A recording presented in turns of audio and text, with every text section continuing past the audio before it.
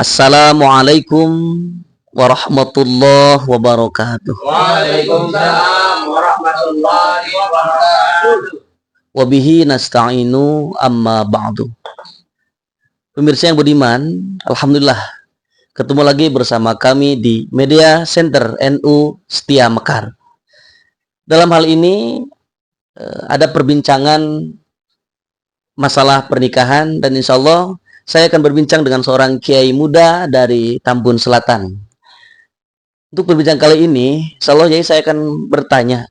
Dan kebetulan memang sebentar lagi, insya Allah saya akan mengakhiri masa lajang saya menuju ke pernikahan. Mohon doanya, mudah-mudahan acaranya dalam kelancaran. Oke, saya ada pertanyaan. Saya pernah mendengar ada perihal bahwasannya itu menikah dan ditikahkan oleh penghulu itu katanya tidak sah, Yai. Gitu.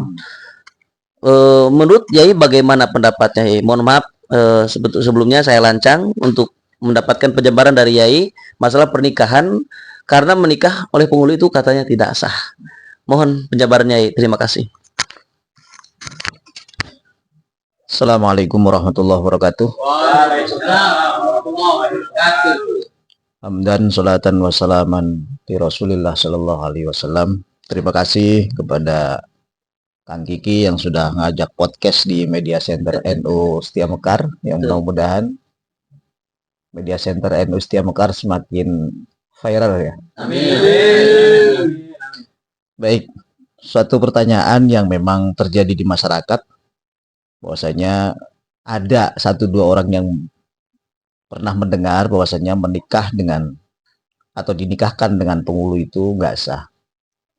Kita perlu memahami terlebih dahulu bahwasanya dalam Islam itu kan menikah bagian daripada ibadah. Oleh karenanya ada syarat, ada rukun, dan dimana secara hukum rukun nikah itu ditentukan ada 5. Yang pertama ada calon. Kang Kiki sebentar lagi akan menjadi calon ya. Yang kedua calon perempuan, yang ketiga ada wali, yang keempat ada 2 orang saksi, dan yang kelima ada ijab dan qabul.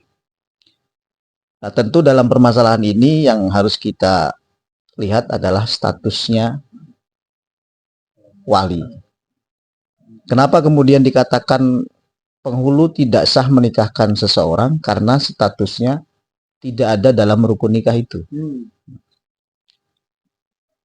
Rukun nikah yang ketiga adalah wali, dan wali itu adalah ayah kandung yang sah untuk menikahkan kalau masih ada. Kalau ayah kandungnya sudah ada, maka dilihat ke atas dari kakeknya barangkali. Kalau kakeknya juga sudah tidak ada, mungkin ada saudara kandung laki-laki, atau kalau dari atas dan bawah sudah tidak ada, bisa ke samping ke paman. Nah, kemudian kalau kita melihat dari sini, maka penghulu itu tidak ada. Penghulu itu tidak ada.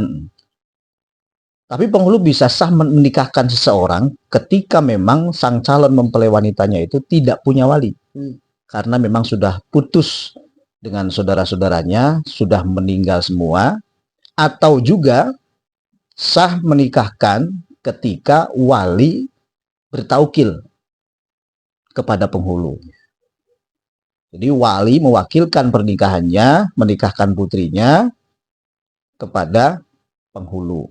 Walaupun sebenarnya penghulu itu adalah tugasnya mencatat, sehingga pernikahannya itu sah dalam agama kita dan sah menurut undang-undang di Negara Kesatuan Republik Indonesia. Jadi kita pahami dulu terlebih dahulu calon mempelai wanitanya itu statusnya.